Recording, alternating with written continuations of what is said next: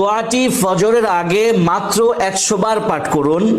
আপনার রিজিকের অভাব হবে না, আপনি ধনী হয়ে যাবেন। আল্লাহ তাআলা আপনাকে সম্পদ দান করবে, প্রাচুর্য দান করবে। মাত্র 100 বার পাঠ করতে হবে। আল্লাহ তাআলা আপনার রিজিকের মধ্যে বরকত দান করবেন। আমরা সকলেই কম বেশি উপার্জন করি, কিন্তু এই রিজিকের মধ্যে বরকত হয় না বিধায় আমরা আমাদের উন্নতি দেখতে পাই না। কিন্তু আল্লাহ তাআলা যদি আমাদের এই সম্পদগুলোর মধ্যে বরকত দান করেন, তাহলে আমরা মূলত আমাদের উন্নতি দেখতে পাই।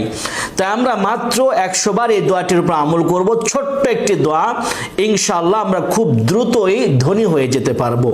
মুয়াত্তা ইমাম মালিক এসেছে, একজন সাহাবী রাসূল করিম সাল্লাল্লাহু আলাইহি ওয়াসাল্লামের কাছে এসে বলছে, ইয়া রাসূলুল্লাহ, ইয়া হাবিবাল্লাহ, আমাকে দুনিয়া ছেড়ে দিয়েছে, আমি দুনিয়ার কিছুই কামাই করতে পারছি না, কেমন জানি দুনিয়া আমার থেকে বিরাগ হয়ে গেছে।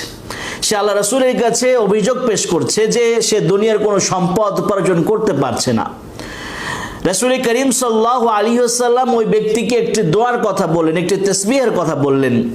আল্লাহ রাসূল সাল্লাল্লাহু আলাইহি ওয়াসাল্লাম ইরশাদ করছেন যে দুনিয়ার মানুষ ফেরেশতাদের তাসবিহ এবং সমস্ত মাখলুকের তাসবিহ থেকে গাফেল হয়ে গেছে।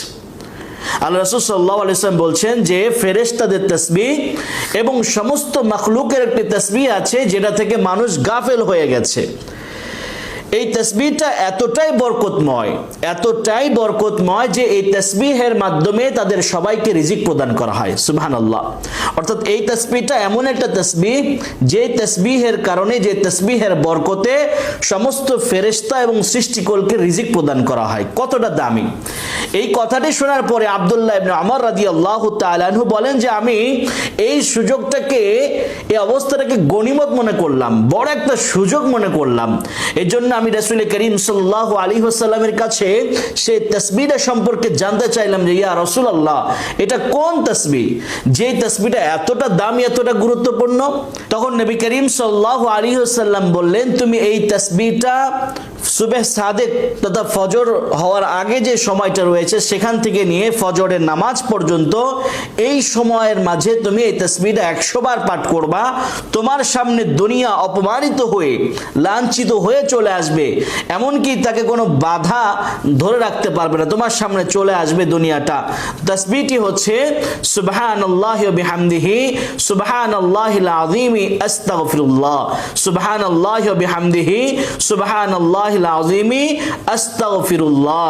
রাসূল করিম সাল্লাল্লাহু আলাইহি ওয়াসাল্লাম বলছেন যে এই তাসবিহটি একবার করে পাঠ করলে আল্লাহ তাআলা একজন করে ফেরেশতা তৈরি করেন, যেই ফেরেশতা কিয়ামত পর্যন্ত তাসবিহ পড়তে থাকে, যে ফেরেশতা কিয়ামত পর্যন্ত তাসবিহ পাঠ করতেই থাকে। সুবহানাল্লাহি ওয়া বিহামদিহি।